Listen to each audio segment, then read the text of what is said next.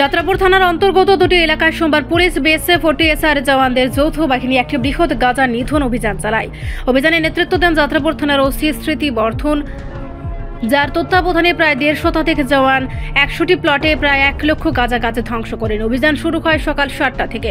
প্রথমে জগৎরামপুর ADC ভিলেজের তৈছমা colony এলাকার জঙ্গলে 11টি প্লটের গাঁজা গাছ কেটে ফেলে এক জায়গায় জমিয়ে কেরোসিন দিয়ে জ্বালানো হয়। এরপর বাহিনী কালীকৃষ্ণনগরের জঙ্গলে গিয়ে আরও 10টি প্লটে গাঁজা বাগান ধ্বংস করে। অভিযানে কোনো প্রতিরোধ বা বাধা ছিল না। এলাকার কিছু মানুষ দূর থেকে এই যুদ্ধ দেখি অভিযান প্রত্যক্ষ করেন।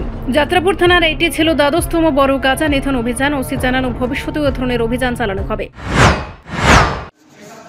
আজ আমরা গোপন খবরের ভিত্তিতে জগৎরামপুর এরিয়াতে, এখানে তৈছামা একটা জায়গা আছে, ওই এরিয়াতে আমরা খালি জঙ্গলে, গভীর জঙ্গলে প্রচুর পরিমাণে গাঁজা দেখতে পাই। এবং এখানে গিয়ে আমরা যাত্রাপুর থানার পুলিশ অফিসার সহ স্টাফ এবং 5ম ব্যাটালিয়নের টিএসআর, 7ম ব্যাটালিয়নের টিএসআর, 9ম ব্যাটালিয়ন টিএসআর, 14 নম্বর ব্যাটালিয়ন টিএসআর এবং 69 বিএসএফ ব্যাটালিয়নের অফিসার সহ এবং ওনাদের বিএসএফের উমেন স্টাফ সহ আমরা টোটাল এইখানে আমরা 11টা প্লট আমরা এখানে গাঁজা কেটে ধ্বংস করি এবং গাঁজার চারাগুলা ম্যাচিউরড হয়ে গিয়েছিল, আমরা কেটে ধ্বংস করে দিয়ে আসি।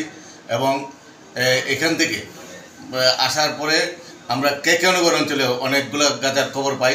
কেকেনগর এরিয়াতে এখানে আমরা যাই সবাই মিলে, বিএসএফ সহ এবং টিএসআর সহ আমরা যাই এখানে গিয়ে আমরা প্রায় 10টা প্লটের মধ্যে আমরা গাঁজা চারা দেখতে পাইছি এবং এগুলো আমরা কেটে আগুন দিয়ে ধ্বংস করে দিয়েছি।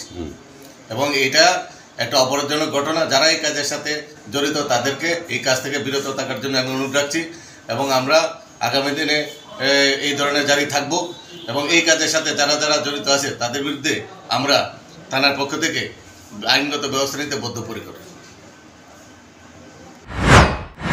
এলাকায় মাদক বিরোধী এই পদক্ষেপে মিশ্র প্রতিক্রিয়ার লক্ষ্য করা যাচ্ছে। রিপোর্ট সংবাদ প্রতীক্ষা।